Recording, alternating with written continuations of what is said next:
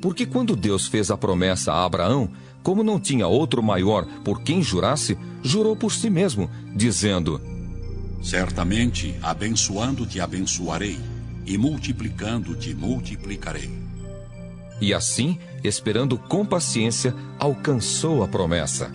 Porque os homens certamente juram por alguém superior a eles, e o juramento, para confirmação, é para eles o fim de toda contenda.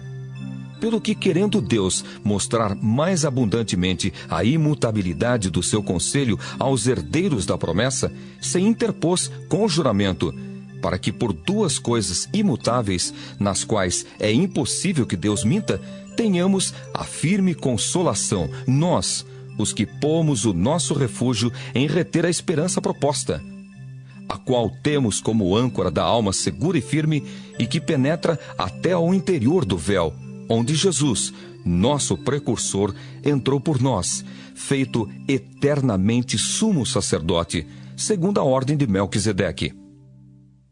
Êxodo, capítulo 1. São estes os nomes dos filhos de Jacó que foram com ele para o Egito, cada um com a sua família: Ruben, Simeão, Levi, Judá, Issacar, Zebulon, Benjamim, Dan, Naftali, Gade e Aser. Os descendentes diretos de Jacó eram 70 pessoas ao todo.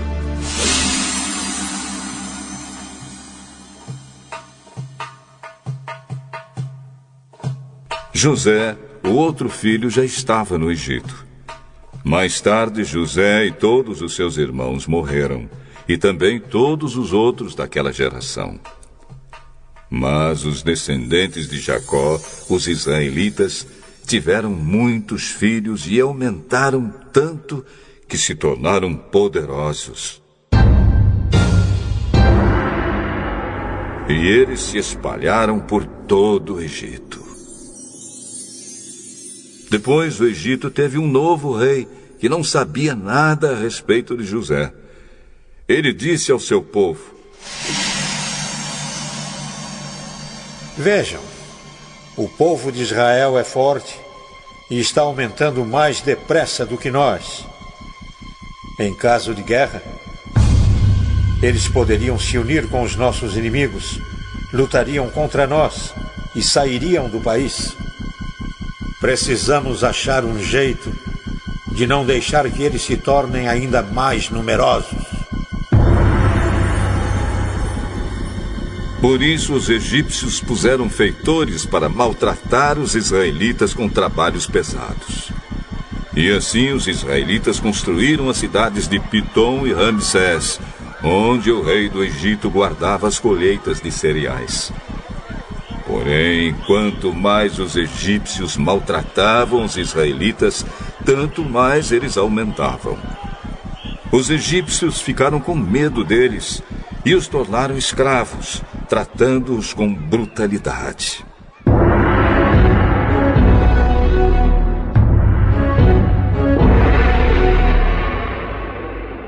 Fizeram com que a vida deles se tornasse amarga, obrigando-os a fazer trabalhos pesados na fabricação de tijolos, nas construções e nas plantações.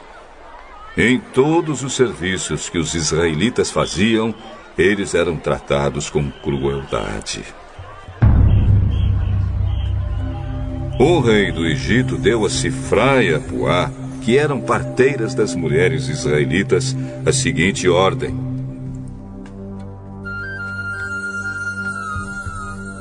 quando vocês forem ajudar as mulheres israelitas nos seus partos, façam o seguinte: se nascer um menino, matem. Mas se nascer uma menina, deixem que viva.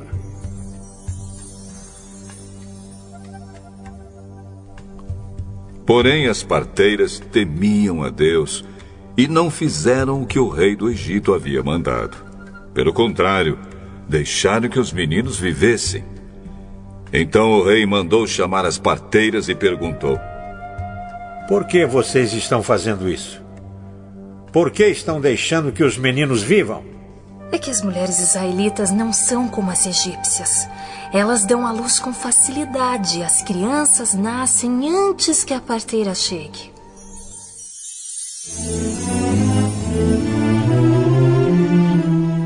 As parteiras temiam a Deus, e por isso ele foi bom para elas e fez com que tivessem as suas próprias famílias. E o povo de Israel aumentou e se tornou muito forte. Então o rei deu a seguinte ordem a todo o seu povo: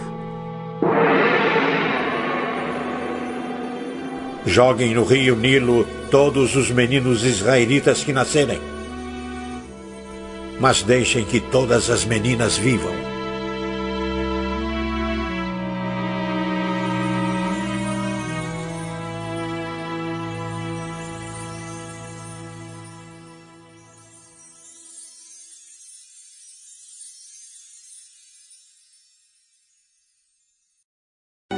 Capítulo 2.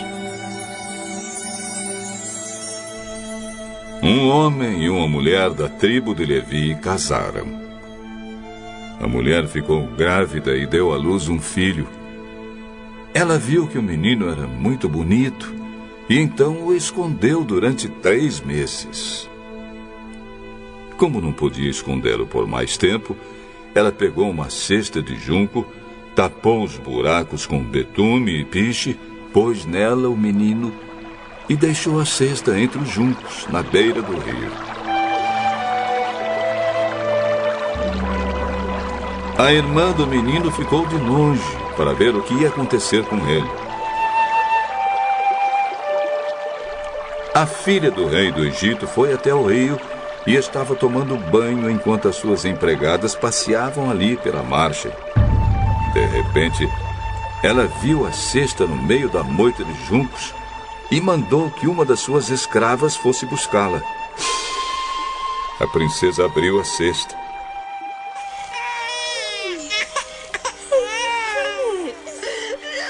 E viu um bebê chorando. Ela ficou com muita pena dele e disse: Este é um menino israelita. Então a irmã da criança perguntou à princesa: Quer que eu vá chamar uma mulher israelita para amamentar e criar essa criança para a senhora? Vá. Então a moça foi e trouxe a própria mãe do menino.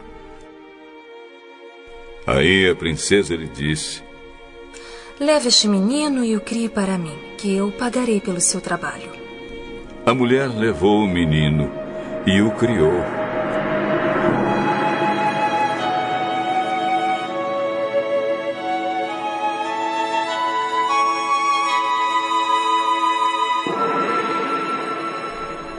Quando ele já estava grande, ela o levou à filha do rei, que o adotou como filho. Ela pôs nele o nome de Moisés e disse: Eu o tirei da água.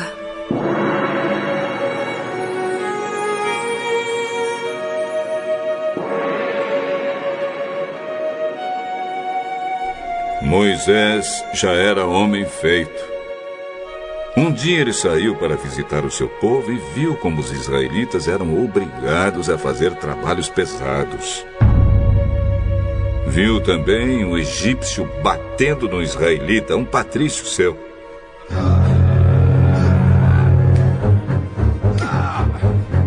Moisés olhou para os lados e, vendo que não havia ninguém ali, matou o egípcio.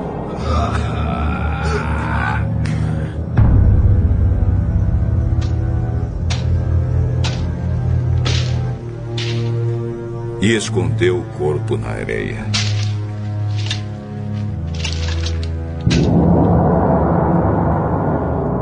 No dia seguinte voltou e viu 2 israelitas brigando. Então perguntou ao que maltratava o outro: Por que você está batendo no seu patrício? Quem pôs você como nosso chefe ou nosso juiz? Você está querendo me matar? Como matou o egípcio?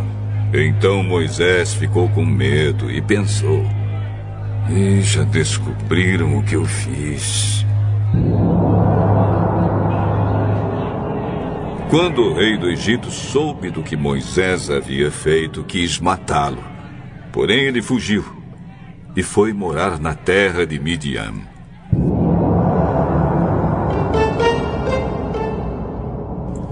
Jetro, o sacerdote de Midian, tinha 7 filhos.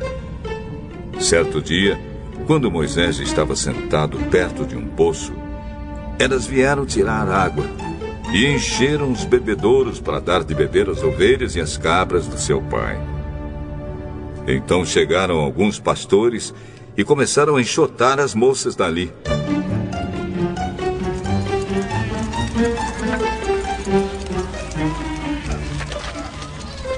Porém, Moisés se levantou e as defendeu e deu água aos animais.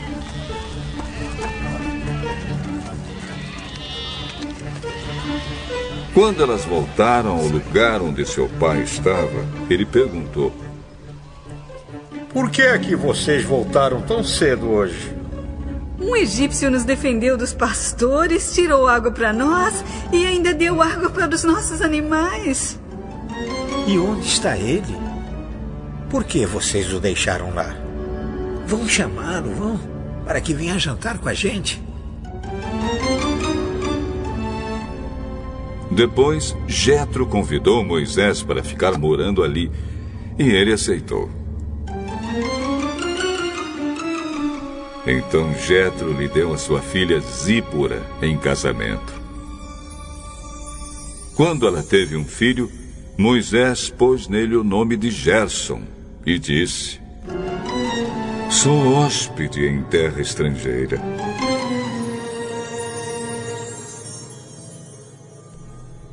Alguns anos depois, o rei do Egito morreu. Mas os israelitas continuaram gemendo por causa da sua escravidão. Eles gritavam pedindo socorro. E os seus pedidos chegaram até Deus. Deus ouviu os gemidos deles e lembrou da aliança que havia feito com Abraão, com Isaque e com Jacó. Deus viu a escravidão dos israelitas e ficou preocupado com eles.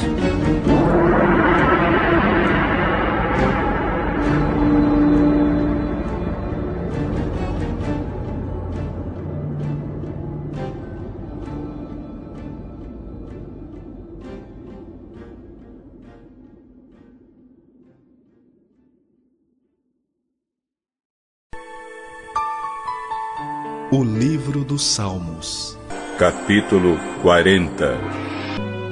Esperei confiantemente pelo Senhor. Ele se inclinou para mim e me ouviu quando clamei por socorro. Tirou-me de um poço de perdição, de um tremedal de lama.